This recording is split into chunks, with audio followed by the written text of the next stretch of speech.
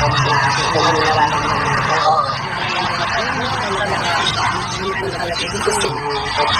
Kung ano nararamdaman ko. Ano talaga, gusto niya na si Edo.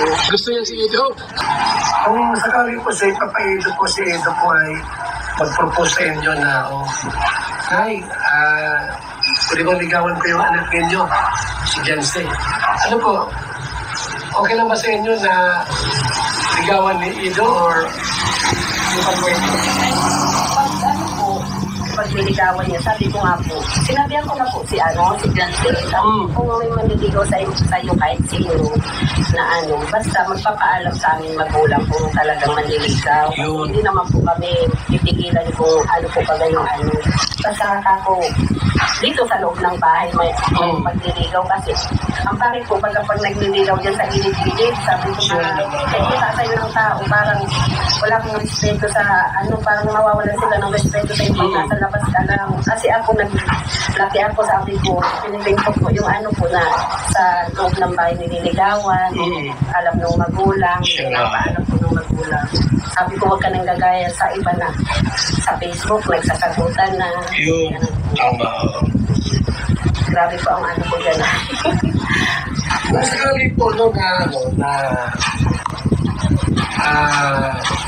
mag-propose nga si Jancy, magsabi ay si Edo, tapos sasabihin sa'yo na piniligawan yung anak ko kasi 18 naman na. Opo.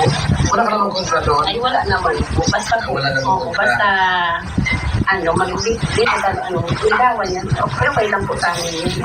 Kung sigurado na kaligaw, magkontra ka.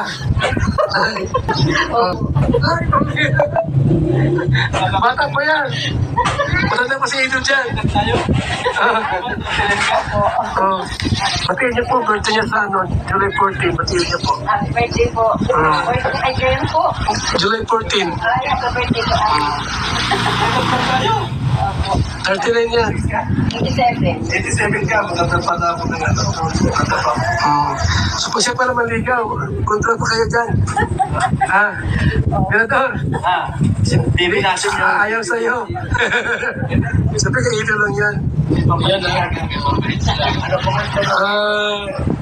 Sa loob ng ilang panahon ni dito, pabalik-balik, ni Edo po.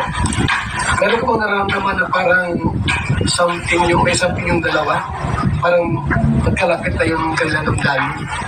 Meron bang napansin na kayo dito? Ano po? Ang ko lang po talaga si Jancy kasi nagsasabi ko pa talaga siya sa kung ano nararamdaman ko. Talaga, gusto niya na si Edo. Gusto niya si Edo? Aklas niya si Edo. Aklas niya? Magkano? Yun yung sabi ko sa kanya. Sabi ko, huwag kang maghintay ka na ikaw yung sabihan ng lalaki. Gusto nga naman. Yung mag-uuna kasi pangit po pala yun. Parang ikaw yung kaya yun ang sabi ko sa kanya. Grabe talagang ano kaya ay matiping bulong yan.